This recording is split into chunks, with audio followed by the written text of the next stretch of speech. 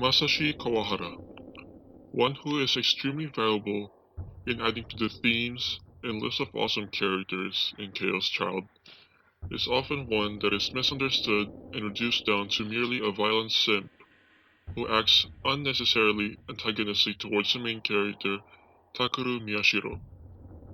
This video serves to explain the depth and layers that he possesses, and why I personally think Kawahara is one of, if not the best character in Chaos Child. For those of you who do not know, Chaos Child is a visual novel set in Shibuya, wherein the main character, Takeru Miyashiro, along with many other great characters, attempt to solve the mystery behind a series of strange murders. Kawahara is one of these characters, and is one who effectively adds to the suspense and drama of the story, making the game so much more engaging. Before I continue, this video contains spoilers, so don't tell me I didn't warn you. Let's begin. Kawahara has an important role for the story and themes of Chaos Child. He is a childhood friend to one of the heroines, Nono Kurusu, and/or Senri Minamisawa, who appear throughout the story as Nono's simp. He adds lots of tension between Nono and Takeru's relationship, which is critical for Nono's and Takeru's development as siblings.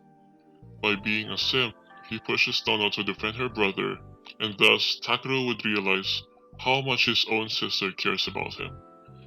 We see this when Takeru first meets Kawahara, and when Kawahara punches Takeru in the face for Nono getting stabbed. Nono defends Takeru and even scolds Kawahara off, again adding to how important Kawahara is to the development of these two siblings. His role with the development of the siblings is reminiscent of Mio's in one scene involving both siblings.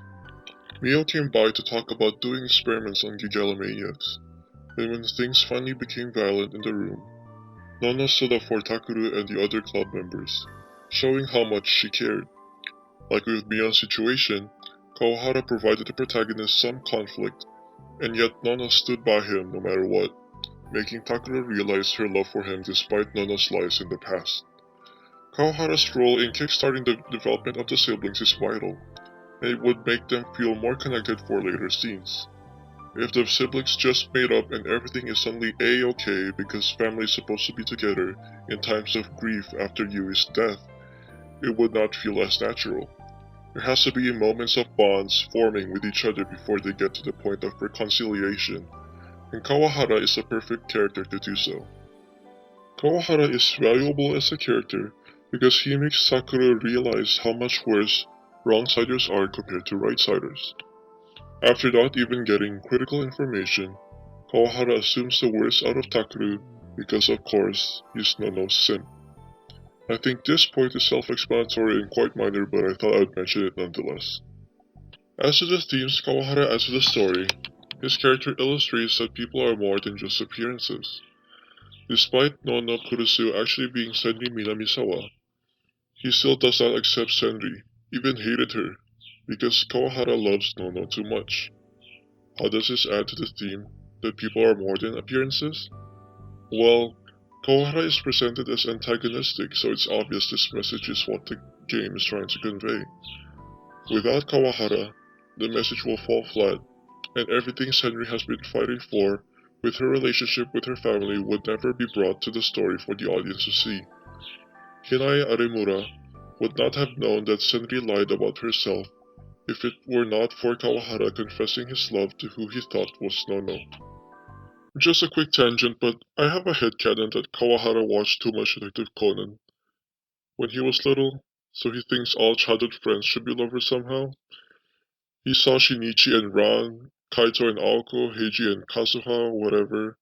So maybe Kawahara got the idea and wanted to simp for Nono because she's a childhood friend. Anyways, I digress, but on to the next point.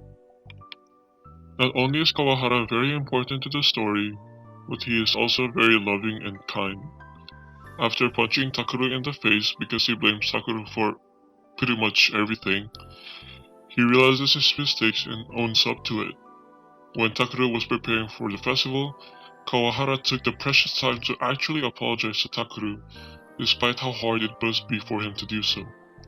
I honestly admire how courageous he is to do this, because personally, I cannot confront my mistakes, let alone apologize to the person who I have wronged. After the scene, this character has always been an inspiration for me to do better and recognize that it's okay to do wrong as long as you own up to it afterwards. Kawahara's role adds to the themes of masculinity in the game, and what it means to be masculine. Someone who is masculine knows when they have done wrong and is not a coward to face those mistakes and change for the better.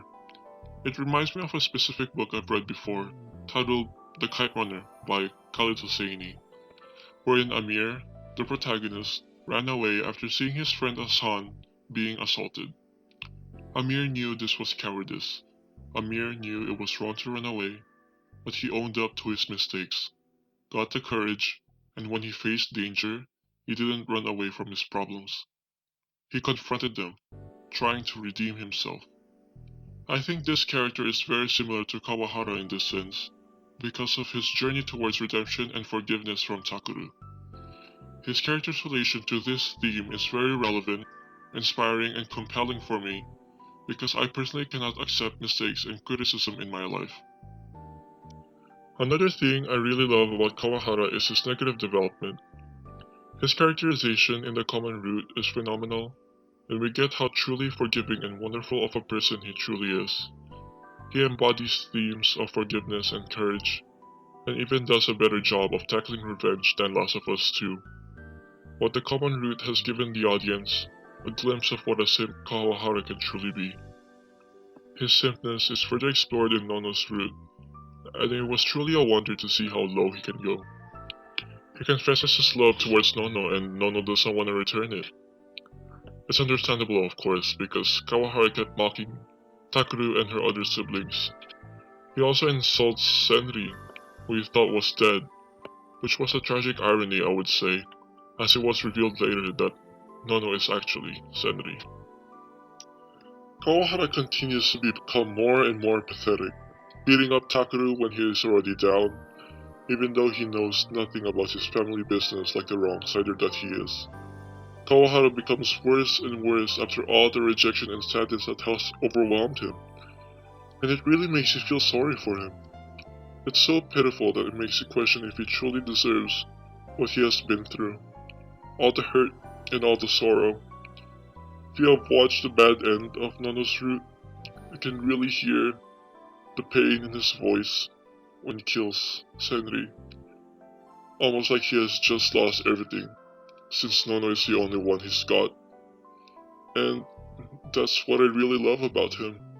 He's pathetic, but his intentions and reasonings are so pitiful that it's hard to not feel sorry for him. He went from this forgiving, cheerful character that would buy you a drink even though he has been wronged, to someone who has lost it all. Everything about his character, from his very important role in the story and themes, as well as the antagonistic force he brings, makes the game more memorable. This, and how kind and inspiring his character is why Kawahara is forever my favorite character in Chaos Child. And yes, that's it for today. If you enjoyed this video, leave a thumbs up, subscribe, and leave a comment down below. And until then, stand Kawahara. Goodbye.